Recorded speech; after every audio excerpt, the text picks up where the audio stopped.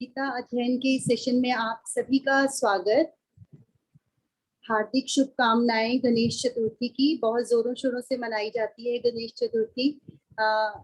Doctor के साथ रहते रहते वो तो भूल ही गया कि उसके पीछे पौराणिक कथाएं क्या हैं। हाँ, ये जरूर सीखना आ गया कि हर चीज किसी चीज को सिग्निफाई करती है। जो भी उनके हाथ में चीजें हैं या जैसे उनका पेट दिखाया गया है गणेश जी का। तो हमारे साथ गुलशन दीदी हैं।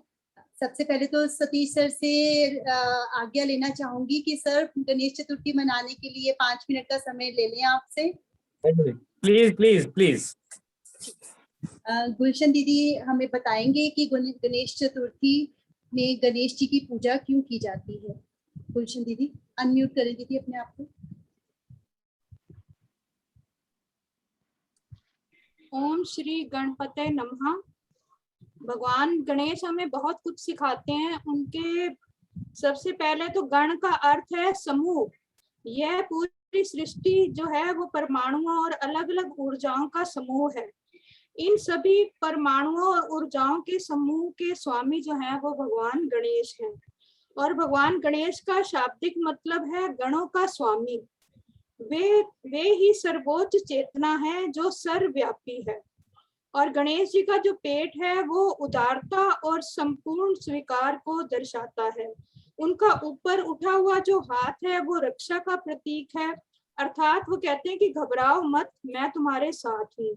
और उनका झुका हुआ हाथ जिसमें हथेली बाहर की ओर है, उसका अर्थ है अनंत दान। और साथ ही आगे झुकने को निमंत्रण देना यह प्रतीक है कि हम सब एक दिन इसी मिट्टी में मिल जाएंगे। गणेश जी एक दंत हैं जिसका अर्थ है एकाग्रता। उनके हाथ में जो भी सामान है सबकी जिंदगी में उसका भी अर्थ है। वे अपने हाथों में अंकुश लिए हैं जिसका अर्थ जागृति से, और पाश का मतलब है नियंत्रण। जागृति के साथ बहुत सी ऊर्जा उत्पन्न होती है और बिना किसी नियंत्रण के उससे नुकसान भी है। गणपति जी की आंखें छोटी हैं। अंग विज्ञान के अनुसार छोटी आंखों वाले व्यक्ति चिंतनशील और गंभीर प्रकृति के होते हैं। गणेश जी की छोटी आंखें यह ज्ञान देती हैं कि हर चीज को सूक्ष्मता से देख परख कर ही कोई निर्णय लेना चाहिए। ऐसा करने वाला व्यक्ति कभी धोखा नहीं खाता। हमारे प्राचीन ऋषियों ने श्री गणेश की दिव्यता को शब्दों की बजाय प्रतीकों के रूप में दर्शाया है, क्योंकि शब्द तो समय के साथ अपना अर्थ बदल लेते हैं लेकिन प्रतीक कभी नहीं बदलते। इसलिए जब भी हम गणेश जी का ध्यान करें हमें इन गहरे प्रतीकों को अपने मन में रखना चाहिए। गणेश पुराण के अनुसार भगवान गणेश का जन्म भाद्र मास की शुक्ल पक्ष की चतुर्थी तिथि को हुआ था। इसलिए हर साल भाद्र मास में शुक्ल पक्ष की चतुर्थी तिथि को गणेश उत्सव मनाया जाता है। गणेश जी को वेदों में ब्रह्मा, विष्णु और शिव के समान आदि देव के रूप में वर्णित किया गया है। इसलिए आप सभी को गणेश चतुर्थी की बहुत बहुत बधाई हो। बहुत अच्छा, बहुत बहुत धन्यवाद गुलशन दीदी का। और दीदी का हर तरह से सहयोग है हमारे लिए बच्चों को पढ़ाने में, और जहाँ पे भी ड्यूटी लगाई जाती है हमेशा दीदी हमेशा तत्पर हैं। बहुत बहुत धन्यवाद आज के इस विचार के लिए। इसी के साथ एक छोटी सी प्रस्तुति कुलदीप जी की बिटिया की ओर से है गणेश चतुर्थी के लिए। उसके बाद हम सुध सर के साथ आगे बढ़ेंगे।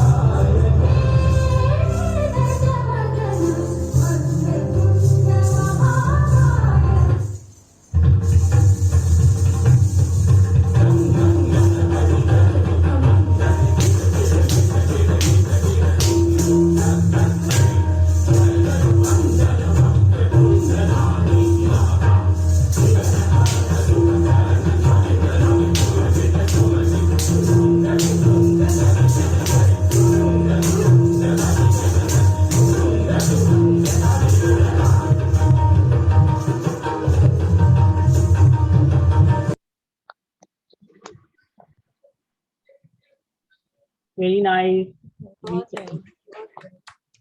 बहुत बढ़िया। बहुत बहुत धन्यवाद कुलदीप जी की विद्या का इतनी प्यारी प्रस्तुति के लिए।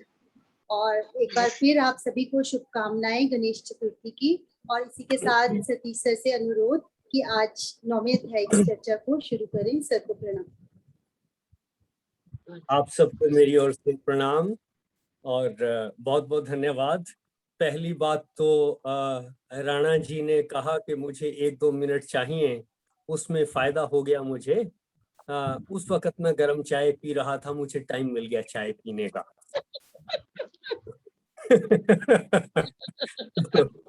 और उसके बाद गुलशन मैडम जी ने जो बातें गणेश चतुर्थी पर गणेश जी के बारे में बताई, बहुत अच्छा लगा। चीजों को बारीकी के समझने के यही तरीके हैं कि हम हर चीज को बारीक नजरों से देखें और अच्छे से समझें। तीसरा, ये जो नृत्य अभी हमने देखा, ये अनमैनिफेस्ट, अव्यक्त की अभिव्यक्ति है। ये सारी चीजें हम हर रोज सीख रहे हैं।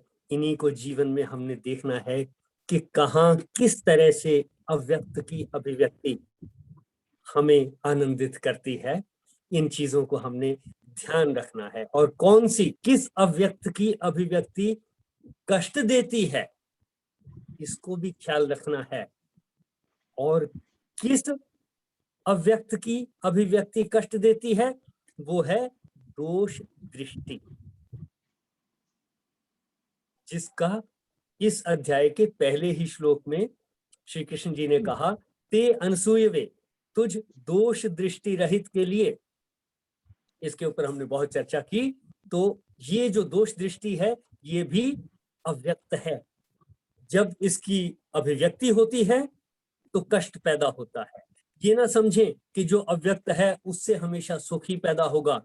हमें ख्याल रखना है कि किस चीज की अभिव्यक्ति से कष्ट आ रहा है।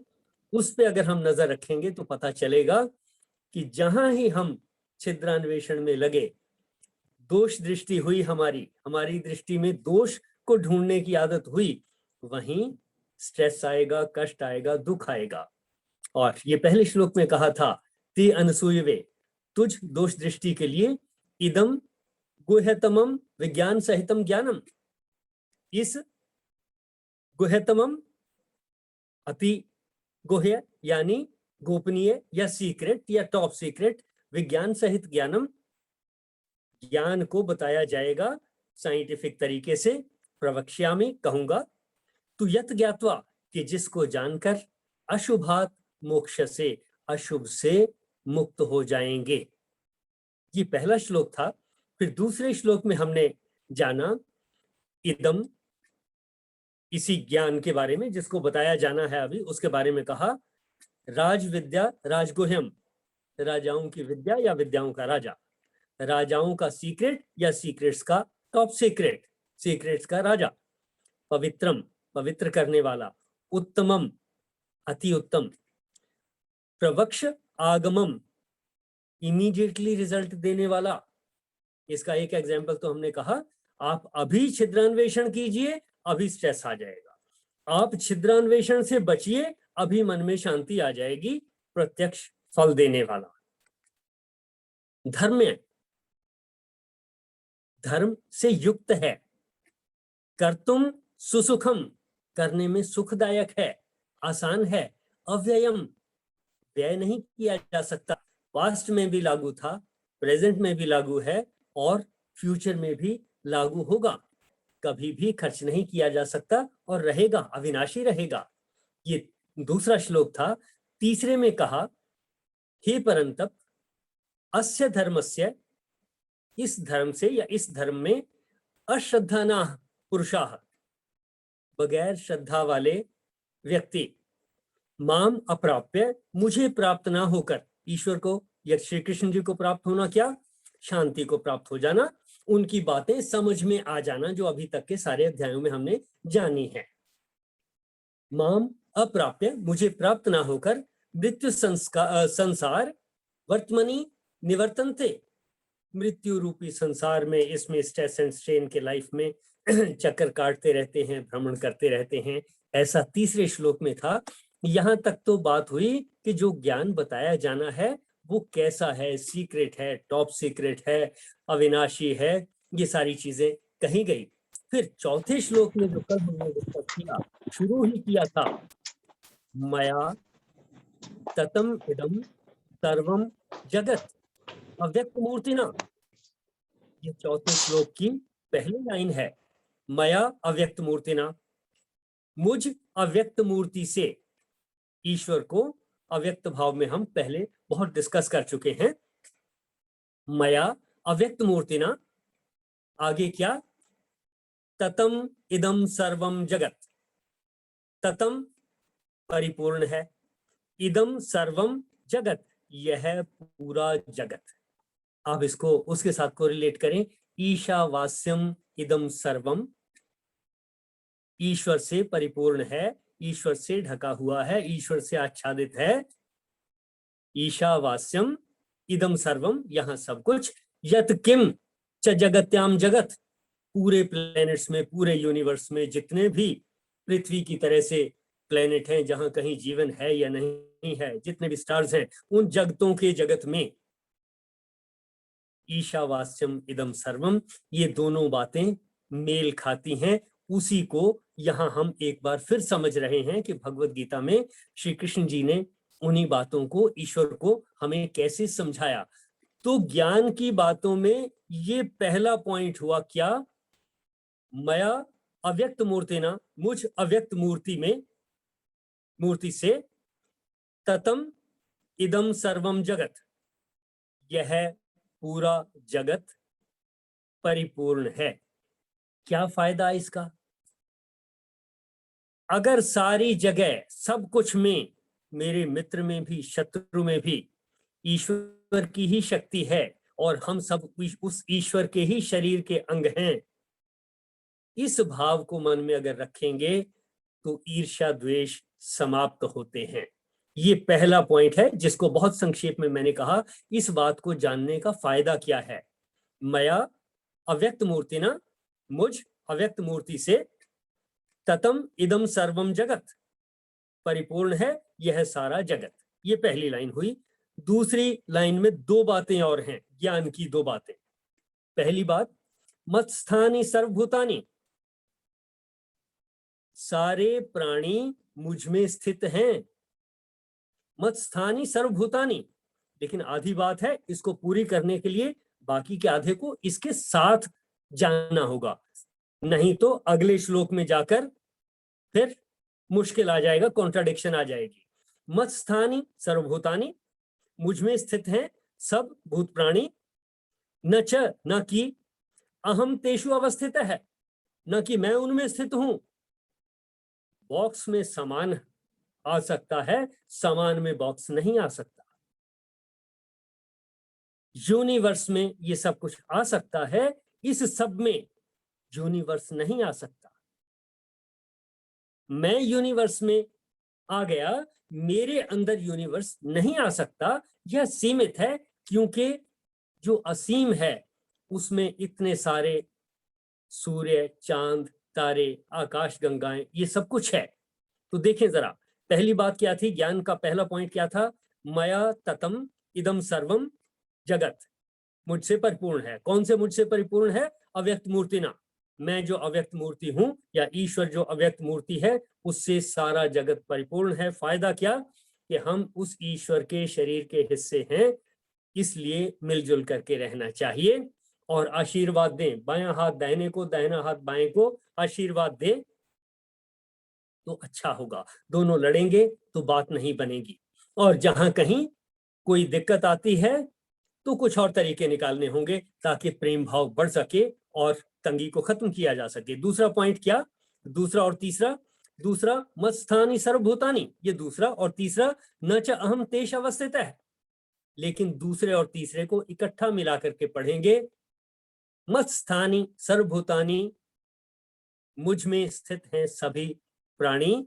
जैसे आकाश में हवा है या बॉक्स में सामान है, या इसी तरह से किसी बड़े कंटेनर में बैग में सामान है, न च अहम तेषु अवस्थितः, ना कि मैं उनमें हूं। यानी कंटेनर में सामान हो सकता है, सामान में कंटेनर नहीं हो सकता। ये चौथा श्लोक था। इसमें टोटल 3 बातें आ गई, ज्ञान की 3 बातें यहां तक आई, जिसको हमने कहा जो दूसरी और तीसरी बात है, इनको इकट्ठा करके जानना है।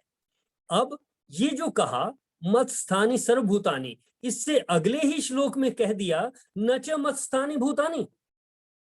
शशि जरा इस 5वें श्लोक को पढ़ें।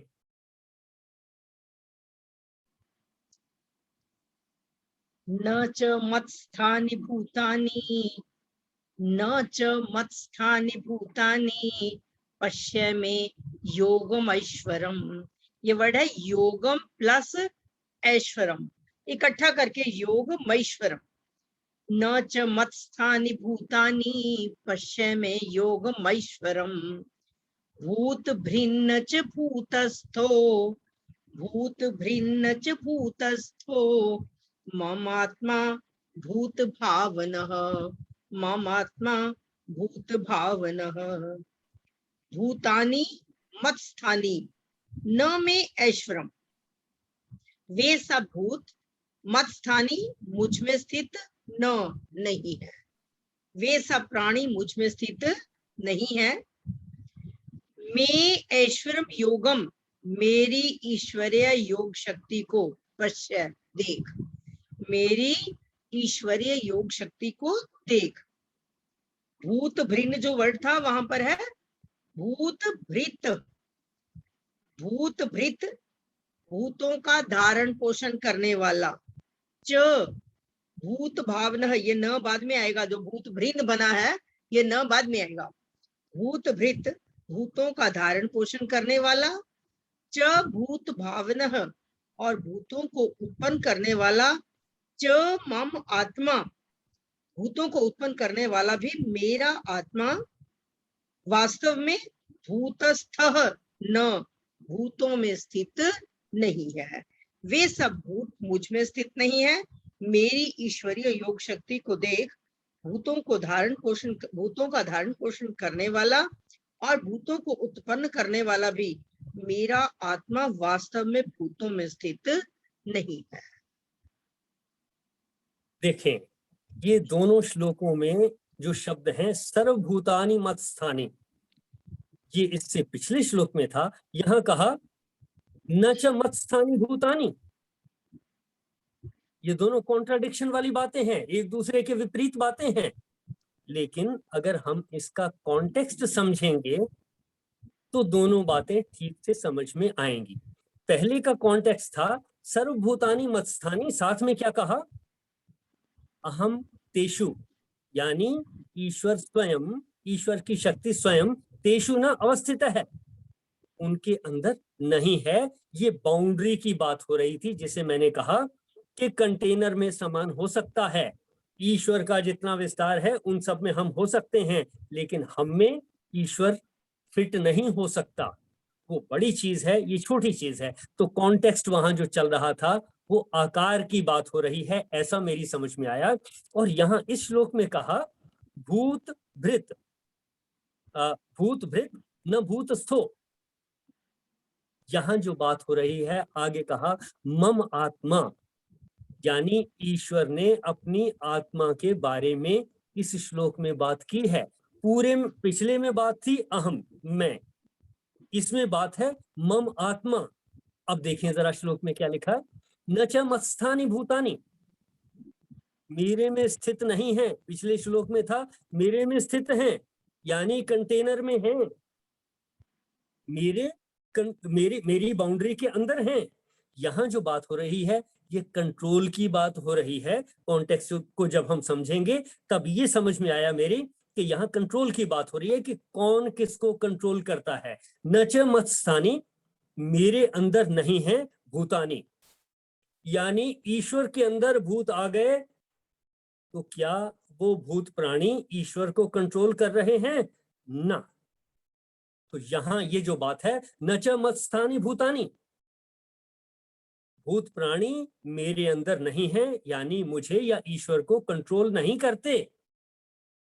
तो मैं कहूं ईश्वर को कि मैं प्रार्थना करके जो है उसको रिझा लूंगा, ये हमारी धारणा मनोवैज्ञानिक तरीके से ठीक हो सकती है, किसी को इससे मन की शांति मिल सकती है, लेकिन न च मत्स्थानि भूतानि, ईश्वर के अंदर हम नहीं हो सकते, हम उसको कंट्रोल नहीं कर सकते। वो बड़ी शक्ति है, वो हमारे से संचालित नहीं होनी। न च मत्स्थानि भूतानि पश्य में योग ऐश्वरम, मेरे योग ऐश्वर्य को, योग ऐश्वरम ईश्वरीय योग को देख। कैसा योग है? कौन से योग की बात की? भूत भृत, भूतों को धारण पोषण करने वाला, भूत भावना है, भूतों को उत्पन्न करने वाला, मम आत्मा, मेरा आत्मा। कौन से आत्मा की बात की जा रही है? पिछले में ये बात नहीं थी, आत्मा की बात नहीं थी, वहां अहम शब्द था, ईश्वर के बारे में बात हो रही थी ओवरऑल। यहां ईश्वर के आत्मा की बात हो रही है, इसलिए कंट्रोलर की तरह से इसको समझा जाएगा। पहले शब्द में बाउंड्री की बात कह सकते हैं, इस श्लोक में कंट्रोल की बात कह सकते हैं कि प्राणी मुझे कंट्रोल नहीं करते। न च मत्स्थानि भूतानि, न च मत्स्थानि भूतानि, भूत प्राणी मेरे अंदर स्थित नहीं है। मेरे योग ईश्वर को, ईश्वरीय योग को देख कि भूतों को धारण पोषण करने वाला और भूत भावना, भूतों को, प्राणियों को उत्पन्न करने वाला, मम आत्मा, मेरा आत्मा। ये शब्द है जहां से दोनों श्लोकों में अंतर आता है। मम आत्मा भूतस्थो न, उनमें स्थित नहीं है, यानी कि भूत प्राणियों में ईश्वर का आत्मा स्थित नहीं है और ईश्वर में भूत प्राणियों का आत्मा स्थित नहीं है। ना तो भूत प्राणी ईश्वर को कंट्रोल कर सकते हैं, ना ईश्वर भूत प्राणियों से काम करवाता है। एक दूसरे से काम नहीं करवाते, इंडिपेंडेंटली सारे काम चल रहे हैं। अगर मैं ये कहूं कि मेरे दुश्मन से या वो जो गलत काम कर रहा है उससे भी तो ईश्वर ही करवा रहा है, ये सोचना गलत हो जाएगा। फिर मैं कहूंगा अच्छे जो काम करा रहा है वो तो ईश्वर करवा रहा है, वो जो गलत काम करवा रहा है वो ईश्वर नहीं करवा रहा। इस श्लोक से हमें पता लगता है कि ना तो भूत प्राणी ईश्वर को कंट्रोल करते हैं और ना ईश्वर भूत प्राणियों को कंट्रोल करता है। शक्ति ईश्वर की है, उससे चलते हैं। पेट्रोल से गाड़ी चलती है, लेकिन गाड़ी को पेट्रोल कंट्रोल नहीं करता। हिस्से पुर्जों से गाड़ी चलती है, लेकिन हिस्से पुर्जे गाड़ी को कंट्रोल नहीं करते। तो इन दोनों चीजों को जरा ध्यान से समझें। इन दोनों श्लोकों पे और बहुत चर्चा की जरूरत है। अभी हमें देखें कि क्या क्या चीजें हमें, पहली बात जो समझ आई थी इससे पिछले श्लोक में कि ईशावास्यम इदम सर्वम की तरह से इस पूरे संसार में उसका सत है, उसकी सत्ता है, ये एक बात थी। और उस ईश्वर की बाउंड्री के बीच में हम सब हैं, ये दूसरी बात थी। लेकिन वो सब, उन सब के बीच में ईश्वर नहीं है, ये तीसरी बात थी। दूसरी और तीसरी बात का कॉन्टेक्स्ट एक साथ है, उनको एक साथ जोड़ के देखना है। और फिर इस श्लोक में कहा कि मेरे अंदर भूत प्राणी नहीं है और मैं भूत प्राणियों के अंदर नहीं हूं। हालांकि मेरा आत्मा उनके अंदर नहीं है, हालांकि उनको उत्पन्न करने वाला मेरा आत्मा है, उनका धारण पोषण करने वाला मेरा आत्मा है, लेकिन उनको मेरा आत्मा कंट्रोल नहीं करता।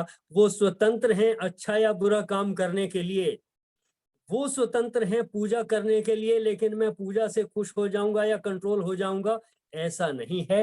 ये बातें मेरी समझ में आई। देखें आपको किसी और तरह से समझ में आए तो मुझे भी बताएं और हम सबके साथ शेयर करें। इतनी बात तक आज की चर्चा को सीमित रखेंगे और इससे रिलेटेड जो भी चर्चा है कुछ समय और इस पे लगाएंगे, फिर बाकी चर्चा इसी के ऊपर कुछ और आने वाले दिनों में हम कर सकते हैं। देखें जरा। पर हमारा एक श्लोक है, ना हम वसामि बैकुंठे योगी नाम हृदय च मद भक्ता यत्र गायन्ति तत्र तिष्ठामि नारद। कि जहाँ पर मेरे भक्त मेरा गान करते हैं या मेरा स्मरण करते हैं, मैं वहां पहुंचता हूँ। वैसे तो सब में ही है, लेकिन विशेष रूप से कहा।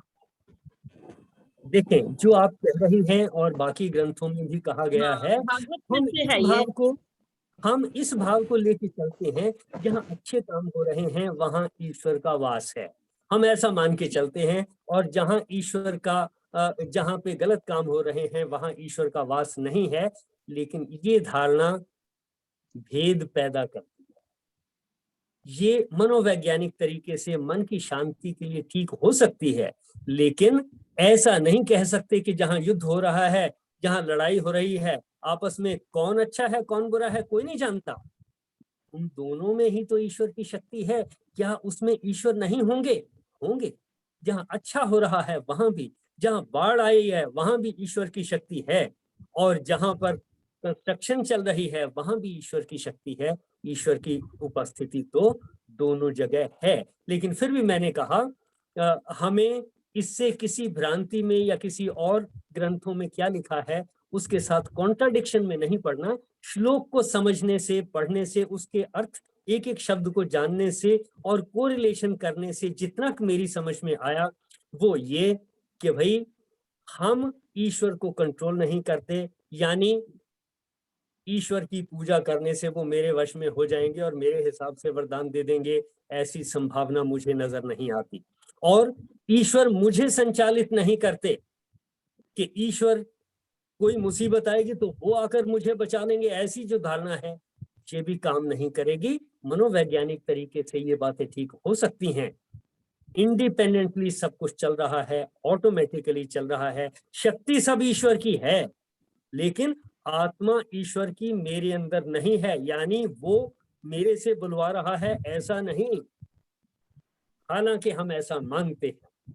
देखें जरा। बहुत सुंदर कहा आपने और बिल्कुल लॉजिकल बातें कही हैं, मेरे को बहुत अच्छा लगता है। बिल्कुल, नहीं, क्योंकि बहुत अच्छा। मन की शांति के लिए वो ठीक है कि हम पूजा भी करते हैं, भगवान का स्मरण भी करते हैं और ये मानते हैं कि हमारे अच्छे कर्मों का फल वो देगा। लेकिन लॉजिकली बात यह है कि सारी चीजें अलग अलग चल रही हैं।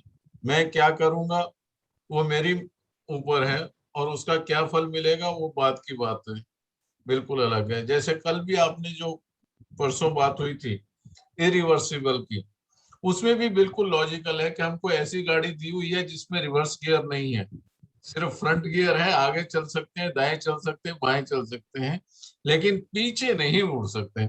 और उसका जब एक इतनी सी बात समझ में आ जाए तो जिंदगी की जो है ना बहुत सारी प्रॉब्लम अपने आप खत्म हो जाएगी कि जो हो गया तो हो गया, वो दोबारा नहीं कर सकते। मेरे को याद आ रहा था डेल कार्नी की एक किताब है, बड़ी मशहूर किताब है, how to stop worrying and start living. उसमें एक पूरा का पूरा चैप्टर इस इरिवर्सिबल बात पे है। उस चैप्टर का नाम है यू कैन नॉट सा द सा। आप लकड़ी का बुरादा एक बार बना सकते हैं, बुरादे का बुरादा नहीं बना सकते। तो एग्जैक्टली वही बात है कि इरिवर्सिबल नहीं हो सकता।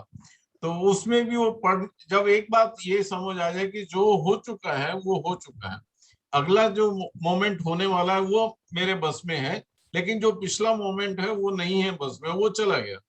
तो जिंदगी की बहुत सारी चिंताएं, बहुत सारे दुख खत्म हो जाएंगे। हम लोग सिर्फ आगे की ओर फॉरवर्ड लुकिंग जब बात करेंगे, देखेंगे, पॉजिटिवली देखेंगे, तो जिंदगी यहीं पे स्वर्ग जैसी हो सकती है, ऐसा मेरे को समझ आता है। बहुत अच्छी बातें आपने कही बत्रा जी, बहुत अच्छी, और बड़े आसान तरीके से आपने रेफरेंस दे करके समझाया, बहुत अच्छा लगा। और नहीं, दूसरा explain तो हमने बहुत किया। अपने आप को देखना है, किसी और को नहीं देखना। मतलब भगवान हमको तो नहीं कुछ करने वाले हैं, हमने जो करना है, हम अपने मालिक आप ही हैं।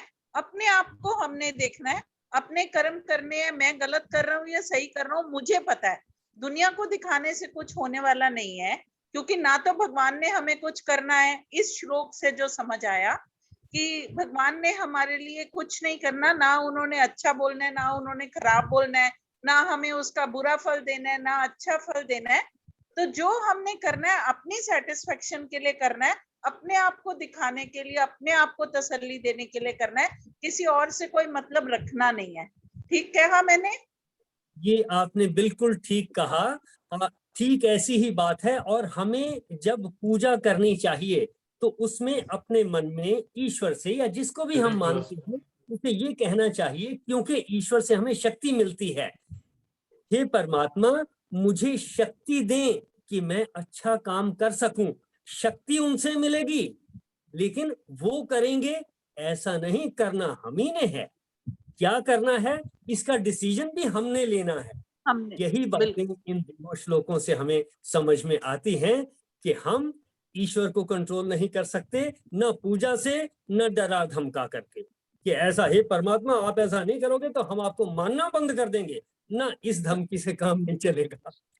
हे परमात्मा हम आपकी पूजा करते हैं, आप हमारा फायदा कर दो, चमचागिरी से भी काम नहीं चलेगा। हाँ वो शक्ति मिलेगी आप जब पूजा करें। ऐसा मुझे महसूस होता है कि हम जब पूजा करें हम उस सर्वशक्तिमान से यही कहें कि आप हमें शक्ति दीजिए। हमें इन श्लोकों से यही पता चलता है कि उससे शक्ति तो मिलती है, लेकिन काम उसने नहीं करने, काम हमने करने हैं। बहुत ठीक समझा आपने जो कहा, ठीक अंडरस्टैंडिंग है। देखें ठीक सर पहले त्यागी जी कुछ कहना चाहते हैं? जी हाँ जी त्यागी जी। मैं ये कहना चाह रहा था जी कि जो पहले सर ने पढ़ाया एक श्लोक में कि ईश्वर ना किसी के पाप कर्म को संचित करते हैं ना ही पुण्य कर्म को। वो स्वयं आजाद है इंसान के भाई हम क्या कर रहे हैं, उसका अच्छा बुरा उसका फल जैसा हमने किया वैसा मिल जाएगा। और जैसे अभी राणा सर भी कह रहे थे मन को विचाराएं कंट्रोल करें, वो सू सर ने समझा दिया था बहुत पहले। वो मुझे छोटा सा समझ में आता है कि भाई वो काम हम करें जिससे अपना फायदा हो, पर्यावरण का फायदा हो, साथियों का फायदा हो और पूरे वातावरण का। तो अगर वो मन में कोई भी विचार है और हम एकदम समझ जाए कि भाई इसमें पर्यावरण का नुकसान है तो ना करें, तो वही बुद्धि काम कर रही है। ये दो बातें मेरी समझ में आई थी। त्यागी साहब आपने बिल्कुल ठीक और बहुत छोटे में बहुत अच्छे से समझा और बहुत अच्छे से आपने कोरिलेट भी कर दिया जो पहले बात कही गई है और जो अब कॉन्टेक्स्ट आया, इन दोनों को आपने जोड़ा भी बहुत अच्छा। बिल्कुल ठीक, इसी तरह से हमें समझने की जरूरत है। हम आगे पीछे जहां कहीं कुछ कहा गया है उसको कोरिलेट करके ऐसे और बहुत अच्छे से समझ सकते हैं। आपने बहुत अच्छे से कोरिलेट किया। बहुत बहुत धन्यवाद। और इसी के साथ दीदी से अनुरोध की समापन की ओर बढ़े। हाँ जी। सर्वे भवन्तु सुखिनः, सर्वे सन्तु निरामया, सर्वे भद्राणि पश्यन्तु, मा कश्चित् दुःखभाग् भवेत्, मा कश्चित् दुःखभाग् भवेत्। गौ माता की परम कृपा से सुख समृद्धि का बसेरा, गोधन से दुख दरिद्र भागे, सब ग्रंथों का सार घनेरा। बोल गौ माता की जय। ओम ब्रह्म अर्पणम अस्तु, ओम ब्रह्म अर्पणम अस्तु, ओम ब्रह्म अर्पणम अस्तु। हरिओम जी। सत्संग का बहुत आनंद आया और हमारी ये श्रृंखला बढ़ती रहे। बड़ी अच्छी तरह से क्लियर किए ये दोनों श्लोक। भाई साहब का धन्यवाद। बहुत सार्थक रही ये पूरी चर्चा। इस पूरे सहयोग के लिए आप सबका धन्यवाद और मेरी ओर से आप सबको प्रणाम। आपको भी प्रणाम। सभी को प्रणाम। और इसी के साथ बत्रा सर से अनुरोध कि आज हमें मोदक खिलाएं।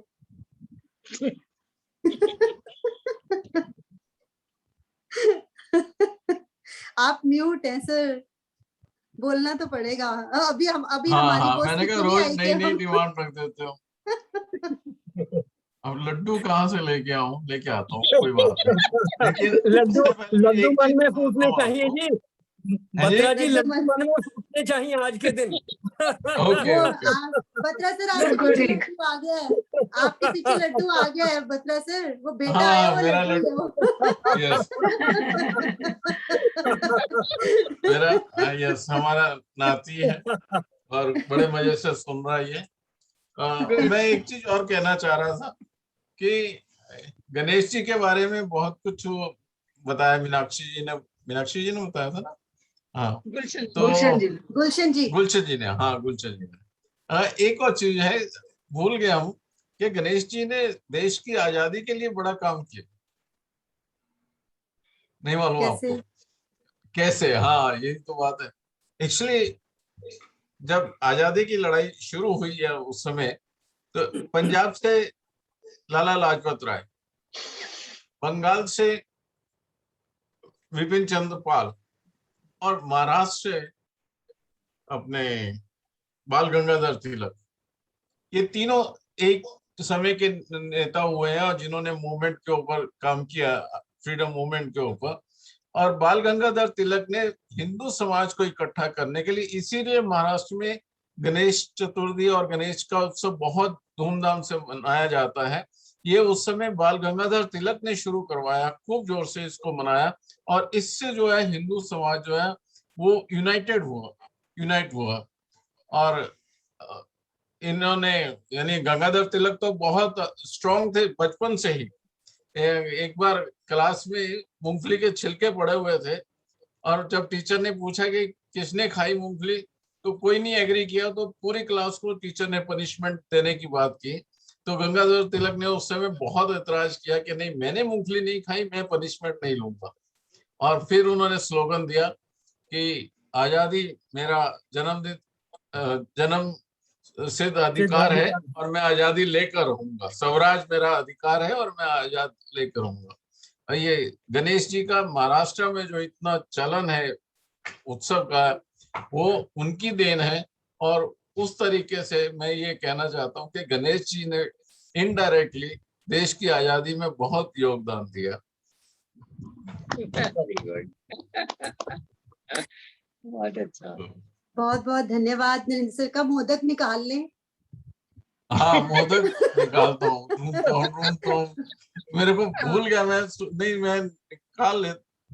निकाला बहुत था बहुत मैंने एक दिन। धन्यवाद। और कोरोना आया चला गया और चला ही जाएगा और टाइम में थोड़ा, लेकिन हाँ। सबके साथ उनके नाती दोतों को देखकर बहुत खुशी होती है कि वो हमें सबको एक बार जोड़ के गया है। जो हम सब अपनी अपनी दुनिया में खोए हुए थे और वो सब इकट्ठे हो गए हैं, वो बहुत खुशी की बात है। बहुत बढ़िया। बहुत बढ़िया चित्र लेके आए, वॉलपेपर आशु जी।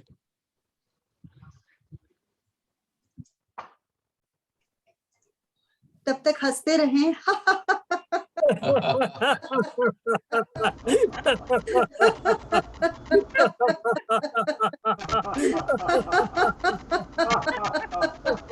बेटे क्या करता है?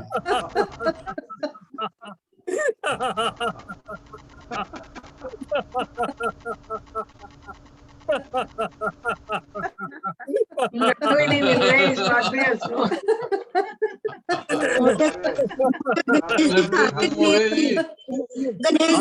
वो ले आए हैं गुलशन जी। दीदी अनम्यूट करो। गुलशन दीदी असली के लड्डू ले आए हैं। चिंता की कोई बात नहीं सर। गुलशन दीदी अनम्यूट करो।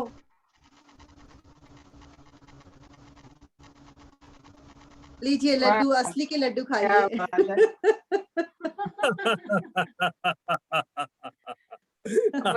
ढूंढने की जरूरत नहीं है। प्रसाद है, प्रसाद। बहुत बढ़िया जी। कहाँ है लड्डू गुलशन जी?